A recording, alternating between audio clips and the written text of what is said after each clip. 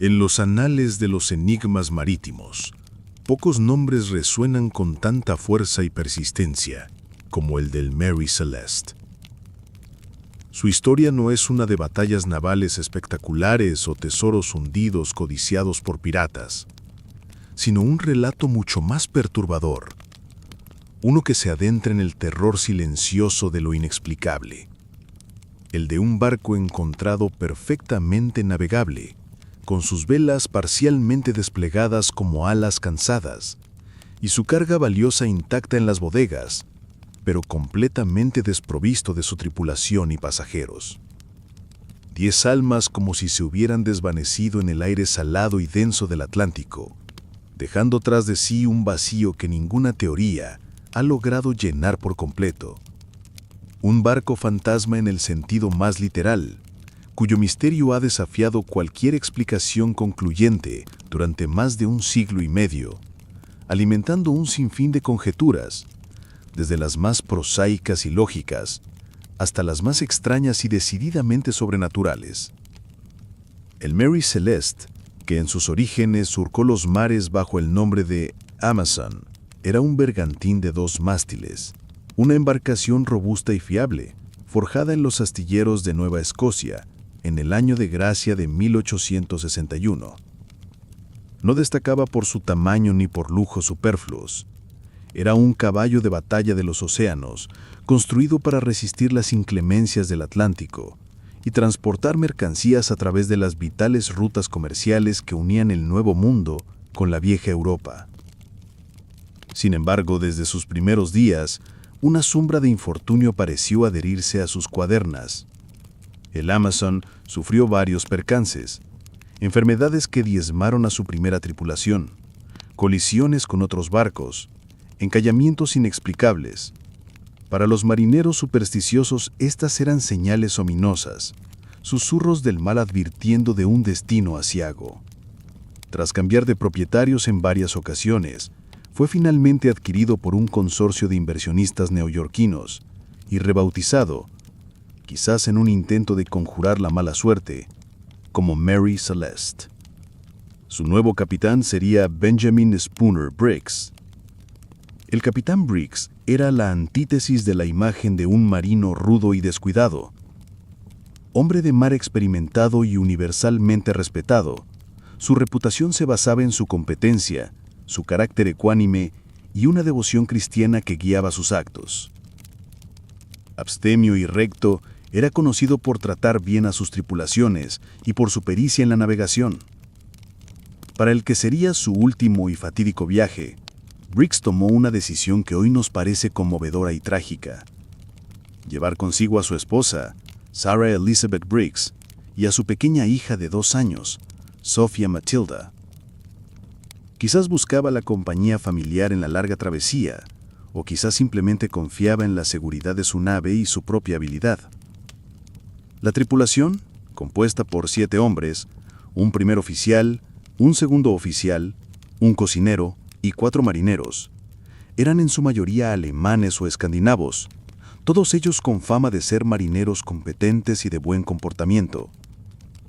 El 7 de noviembre de 1872, con los corazones llenos de esperanza y la promesa de un viaje próspero, el Mary Celeste zarpó del bullicioso puerto de Nueva York. Su destino era Génova, Italia, y en sus bodegas transportaba una carga de 1.700 barriles de alcohol desnaturalizado. Un producto industrial valioso, pero también volátil y potencialmente peligroso si no se manejaba con el debido cuidado. Durante casi un mes el bergantín se abrió paso hacia el este, adentrándose en las vastas y a menudo impredecibles aguas del Atlántico Norte. Las primeras semanas de navegación transcurrieron, hasta donde se sabe, sin incidentes notables. El tiempo, aunque variable como es habitual en el océano, no pareció presentar desafíos insuperables para una tripulación experimentada. La última entrada registrada en el cuaderno de bitácora del barco data del 25 de noviembre de 1872. En ella se anotaba la posición del Mary Celeste a unas 100 náuticas al oeste del archipiélago de las Azores. El capitán anotó que el tiempo era bueno y que la navegación progresaba según lo previsto.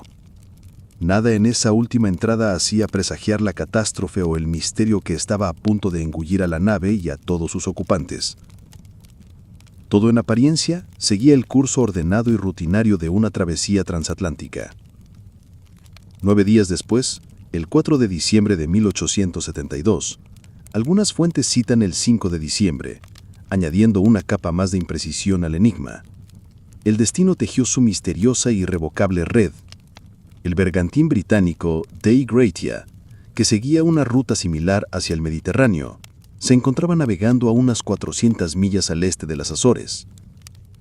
Su capitán, David Morehouse, era un hombre que, por una de esas extrañas coincidencias que a veces salpican las historias más inexplicables, conocía personalmente al capitán Briggs.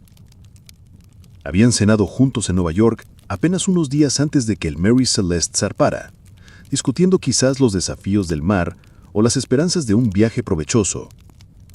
Al avistar a la distancia una nave que navegaba de forma errática, con sus velas hinchadas de manera irregular y sin mantener un rumbo fijo, el capitán Morehouse sintió una creciente inquietud. El barco parecía abandonado a los caprichos del viento y las corrientes. Intentó comunicarse mediante señales, pero no obtuvo respuesta alguna. La silueta del barco le resultaba vagamente familiar.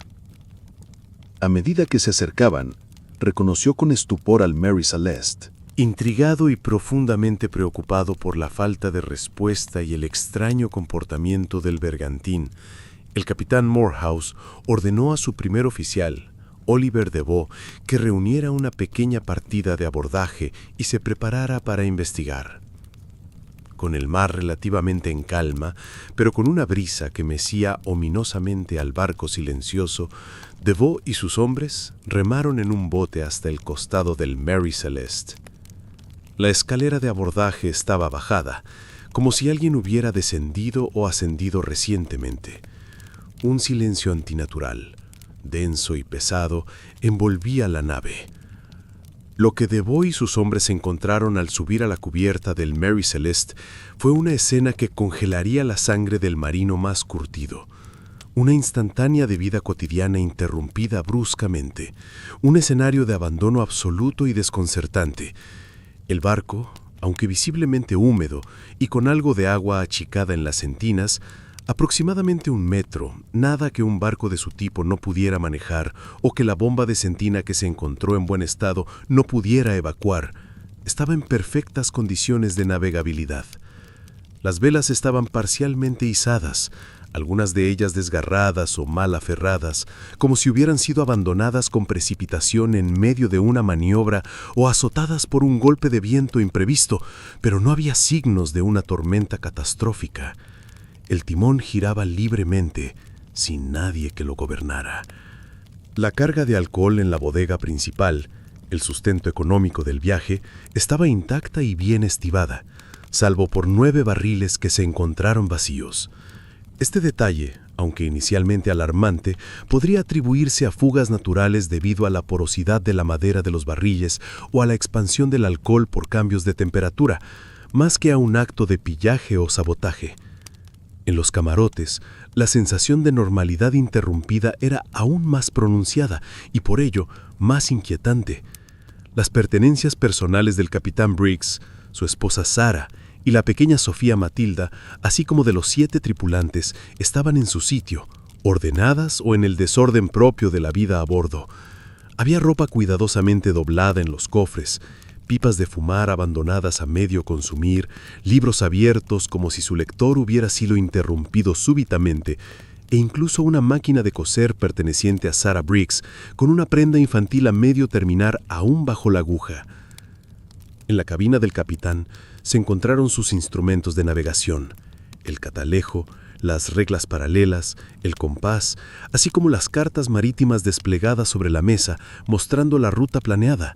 Los documentos del barco estaban en orden. Sin embargo, faltaban elementos cruciales: el cronómetro de la nave, un instrumento vital para determinar la longitud en el mar; el sextante, necesario para calcular la latitud; y lo más significativo, el bote salvavidas principal del barco, una yola robusta, había desaparecido de sus pescantes. Solo quedaba a bordo un pequeño esquife demasiado frágil para una travesía oceánica. El diario de a bordo del capitán estaba en su lugar, abierto sobre su escritorio. La última entrada, como ya se ha dicho, correspondía al 25 de noviembre, 9 días antes del hallazgo. En ella se anotaba la posición, el tiempo y las observaciones rutinarias. No había ni la más mínima mención a dificultades, amenazas o cualquier circunstancia inusual. En la pizarra de bitácora, donde se anotaban los datos de navegación antes de transcribirlos al diario oficial, la última anotación era de las 8 de la mañana del mismo 25 de noviembre. Todo indicaba que, hasta ese momento, el viaje transcurría con normalidad. Simplemente no había nadie, ni un alma. Las 10 personas que habían zarpado de Nueva York se habían esfumado sin dejar la menor pista sobre su paradero o la razón de su partida.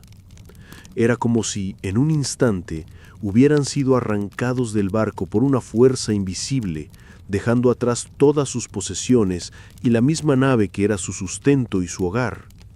La comida en la despensa era abundante, suficiente para varios meses.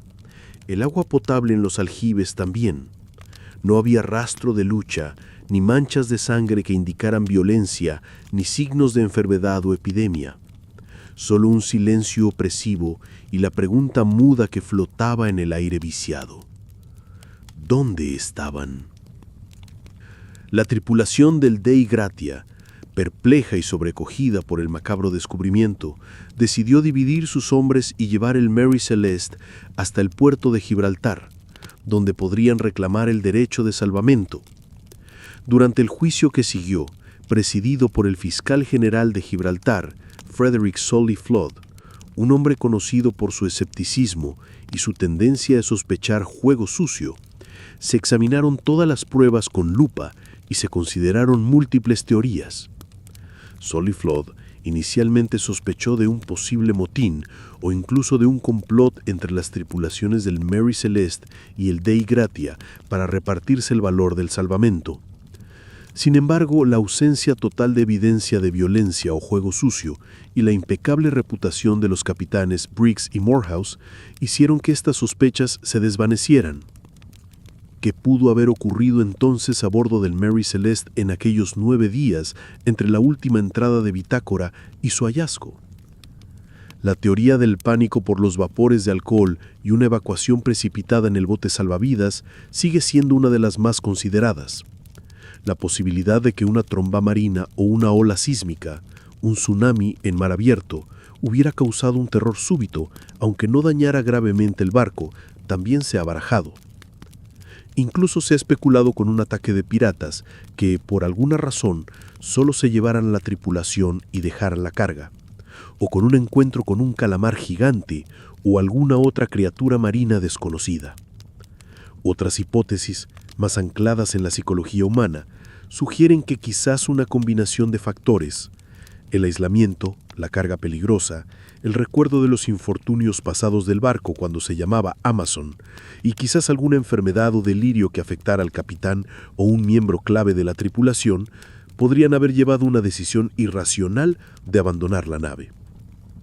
Lo cierto es que, a día de hoy, el misterio del Mary Celeste permanece tan profundo e insondable como el propio océano.